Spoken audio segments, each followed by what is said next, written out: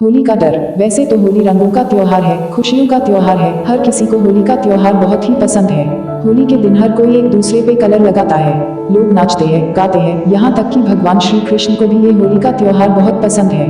मगर पता नहीं मुझे पहले से ही होली का त्योहार इतना पसंद नहीं। मेरे घर में भी कोई इतना होली नहीं खेलता। मुझे होली के रंगों से डर लगता है। मुझे होली में रंगे हुए उन चेहरों से डर लगता है। उस दिन मैं भूल से भी घर से बाहर नहीं निकलती। यहाँ तक कि जब भी स्कूल, ट्यूशन और कॉलेज में होली मनाई जाती, तब मैं होली के रंगों से बचने के लिए कोई भी बहाना बना लेती, मगर घर से बाहर नहीं जाती।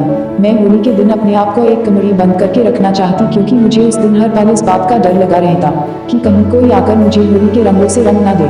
पता नहीं क्यों, लेकिन बस यूं ही मुझे होली के रंग और रंगों से भरे चेहरे पसंद नहीं। दिन गुजरते गए, त्योहार आते जाते रहे, मैं बड़ी होती गई, मेरी शादी हो गई। मेरे पति को भी पता है कि मुझे होली के रंगों से रंगना पसंद नहीं। मैं कभी होली खेलती ही नहीं हूँ, इसलिए मेरे पति भी मुझे कभी भी होली खेलने के लिए फोर्स नहीं करते। मेरी एक प्यारी सी गुड़िया भी है, जिसका नाम मैंने ही बड़े प्यार से आनंदी रखा था। उसका दाखिला हमने एक अच्छे से नर्सरी स्कूल में कराया। पहले तो मेरी आनंदी स्कूल जाते वक्त बहुत रोया करती थी। वह मुझसे एक पल भी दूर नहीं रह सकती थी और न मैं उससे दूर रह सकती। उसके साथ कभी कभी मैं भी रो देती। होली का त्योहार फिर से आया। आनंदी के नर्सरी स्कूल में भी उस दिन होली सेलिब्रेशन था। सब बच्चे और टीचर्स भी होली के रंगों से खेलने लगे, एक दूसरे पे रंग लगाने लगे। स्कूल की छुट्टी का वक्त हुआ तो सब घर जाने लगे।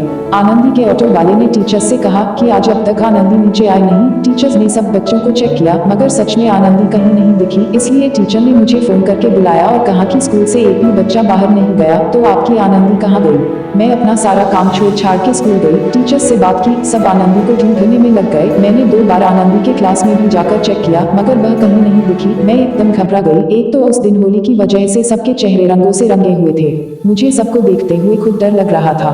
मेरे दिल की धड़कन तेज होने लगी। मेरा मन नहीं माना। मुझे बार बार यही लगता कि मेरी आनंदी यही है। मैं फिर से एक बार आनंदी के क्लास में गई, उसे आवाज लगाई, आनंदी आनंदी कहाँ हो तुम? तुम्हें डरने की कोई जरूरत नहीं है, देखो तुम्हारी मम्मा तुमको लेने आई है। तभी धीरे से आवाज सुनाई दी, मम्मी मम्मी। मैंने पीछे मुड़ के देखा तो आनंदी क्लास में सबसे पीछे वाली बेंच के नीचे छुप के बैठी हुई थी। उसके पास जाकर मैंने उसे बाहर निकाला, अपने गले से लगा लिया। हम दोनों रोने लगे। पीछे से टीचर्स भी क्लास में आ गए। टीचर्स ने आनंदी से पूछा कि तुम यहाँ बेंच के नीचे क्या कर रही थी। आनंदी ने रोते हुए कहा कि मेरे दोस्त मुझे कलर लगाने आ रहे थे, इसलिए मैं यहाँ बेंच के नीचे छुप गई थी ताकि मुझे कोई कलर नहीं लगा सके। आनंदी की बात सुनकर सब हंसने लगे। उसके साथ एक बार मेरी भी हंसी छूट गई। मुझे वो पल याद आने लगा जब मैं भी ऐसे ही रंगों से डरा करती थी और कहीं कोई मुझे रंगने दे, इसलिए मैं भी घर में छुप जाया करती। अपने सारे दोस्तों को भी कह देती कि हम सब होली पे बाहर जा रहे हैं, ताकि कोई मुझे रंग लगाने घर ना आए। उद्धरण चिन्ह। उसके बाद घर जाकर मुझे महसूस हुआ कि आज मेरी आनंदी ने भी शायद वही महसूस किया जो मैं महसूस करती आई हूँ। ये सोच आंखों में आंसू के साथ मेरी हंसी भी रुकती नहीं थी। घर में ये बात जब सबको पता चली तो घर में भी सब हम पे हंसने लगे। तो दोस्तों, सबके लिए तो होली का त्योहार रंगों का और खुशियों का त्योहार है, मगर क्या करें कि वही मेरे और मेरी बेटी के लिए होली डर है।